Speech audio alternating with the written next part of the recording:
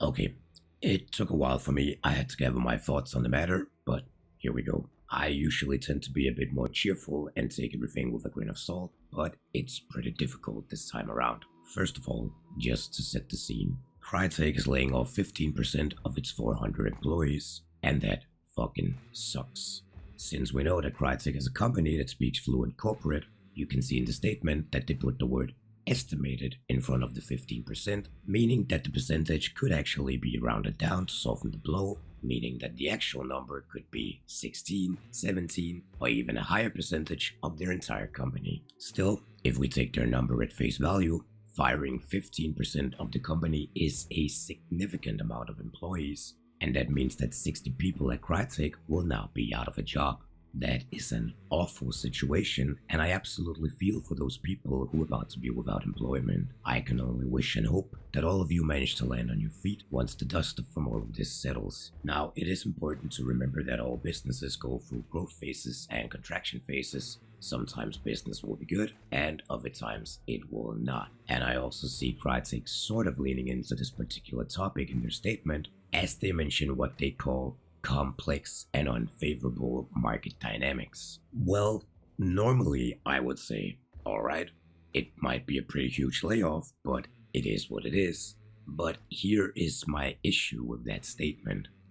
We have just had a massive event within the game, Post Malone's Murder Circus, which ran for about 3 months. This event did not only use the persona and intellectual property of Post Malone, which Crytek had to pay for, but it also had huge amounts of marketing attached to it in its attempt to push Hunt Showdown out to the masses, making the game hit a monthly peak of around 34,000 players in the month of December, and its positive effects carrying over to January, where they saw a slight increase in the average numbers of players for that month. But then the event comes to an end, and only 2 days later, Crytek announces that they're laying off 15% of their company. In my perspective, despite it not being Hunt employees that got laid off, that still seems like a bit of a weird timing, and I don't think it's a good look. Now, Crytek mentioned severance packages in their statement, and I don't know what's going on within Crytek. I know nothing of their internal communication, the expectations they set with their employees, or what has been agreed on beforehand, but as an outside observer, someone who's simply watching from the sidelines, I just think that the timing in all of this is a bit odd and comes off slightly cold.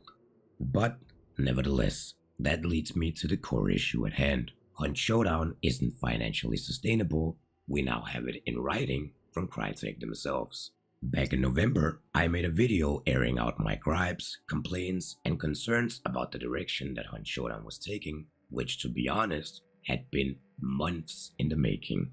It was the culmination of not just my feelings on the matter, but also what a large portion of the dedicated Hunt Showdown community had been saying for years. On top of that, I made a follow-up video where I suggested an implementation for monetization, as I thought it was getting pretty obvious that Hunt Showdown clearly needed some sort of stable income if it was to keep going. And while the majority of you guys seem to agree with me on most of the subjects, there was a very vocal minority who didn't seem to grasp the underlying issue. The amount of people and comments telling me that Hunt Showdown was doing fine, there was no issues financially, I was blind and couldn't see that the game was growing at a steady pace, and that I was simply complaining for the sake of complaining, well, it's difficult not to say we told you so, but here we are. We told you so. This is the culmination of poor management and ignoring your core audience, their concerns, and their criticism. Chasing a broader audience, the crowd, or mainstream success if you will, is a fleeting and elusive process. The crowd is not going to stick around. They don't stick to just one game. They go with what is popular, they move with the zeitgeist, they go with what is trending. One day you're hot, and the next day you're cold.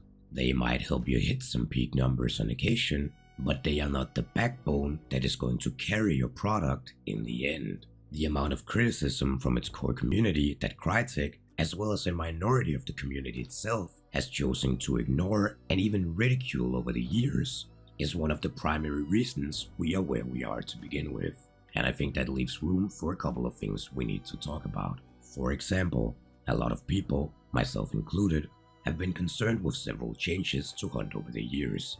Things like the increased implementation of spammy weapons, the different types of custom ammo, resurrection bolts, increasing burning pace, weird nerfs that made no sense, and even weirder buffs that made even less sense. Yet the retort to these criticisms that I often saw within the community on both YouTube, Reddit, and on Facebook as well is, well, games need to change, otherwise people will leave. Really?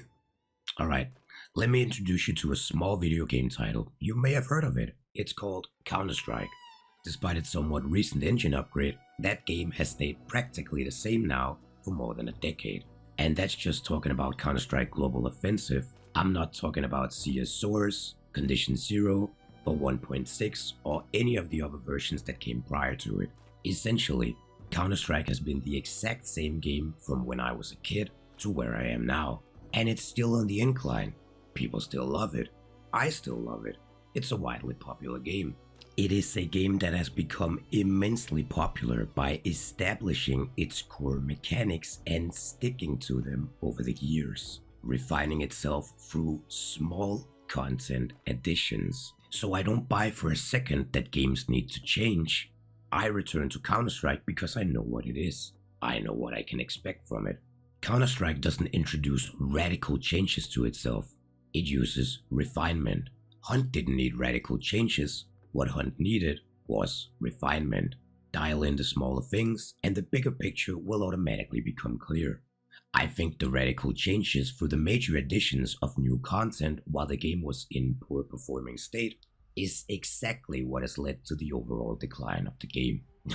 Which then leads me to the follow-up in this entire conversation, because it is immensely frustrating to utter thoughts and concerns and have people shut you down with a simple sentence saying, well, if you don't like the game, you can just leave.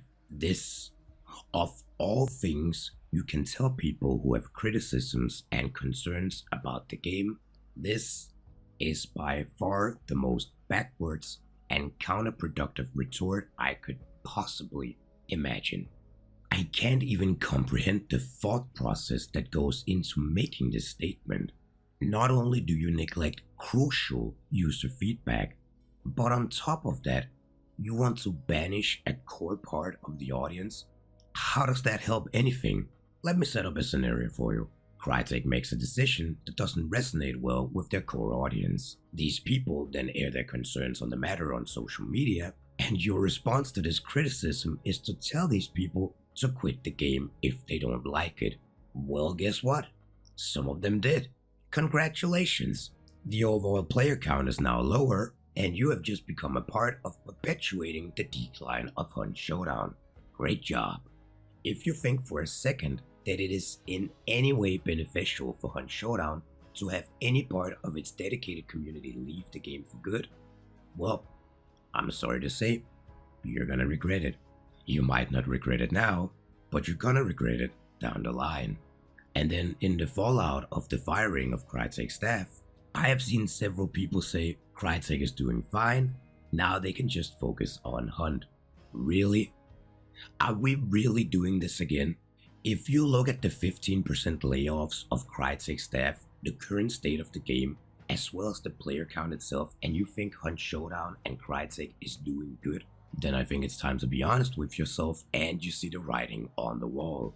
I'm not sure if this is the end times quite yet, but it certainly will be if things aren't changed. Now, with all of that said, what can be done about the current situation? I think we need to think of it as a three-stage solution. First of all, the most important part, performance optimization. This is crucial and should be the main focus of the team. Hunt Showdown, despite the recent updates, is still a complete mess after the engine update in terms of functionality. Lobby issues, connection problems, latency problems, packet losses, crashes, visual glitches, not just in the game but also within the UI, audio issues, and much, much more. The list is practically overwhelming, but it is all issues that need to be solved. Oh, hello! Little post-editing saving, as in the middle of creating this video, Crytek comes out with a big update on the UI and it looks to be a big improvement on the current situation. I just want to say, amazing work, Crytek. This is already a huge step in the right direction, and I know I speak for everyone when I say that we really appreciate you taking in our feedback. Okay, back to the video. Now, here's the problem. Fixing the game is not going to bring in a steady income, which leads us to the second focus, monetization. It is apparent that the current approach Crytek has clearly isn't working. And I don't think I've ever seen a company more dedicated to not change up their ways, but I think it's seriously time for them to consider other avenues or approaches if they want this game to be sustainable. I have already shared my thoughts on one potential monetization scheme in a previous video, but in case that wasn't enough, I'll give you some more suggestions, all of them free of charge. Number 1. Modify the Battle Pass. Currently, the Battle Pass is grindy, tedious as hell, and full of FOMO. I have always hated this particular style of linear unlock progression, as at the baseline it feels very anti-consumer. From my point of view, I feel that it is in any company's best interest to approach anything within your game in the complete opposite way. You should always aim to give as much value to the consumer as possible. Because of this, I would like to remove the grind fest and make one simple change to the Battle Pass that would make me love it immediately. Give me the option to choose. Let me pay, for example, $15 to get the Battle Pass, and then by playing the game, I will accumulate experience, and when my Battle Pass then increases in level, I then get one free unlock of my own choice.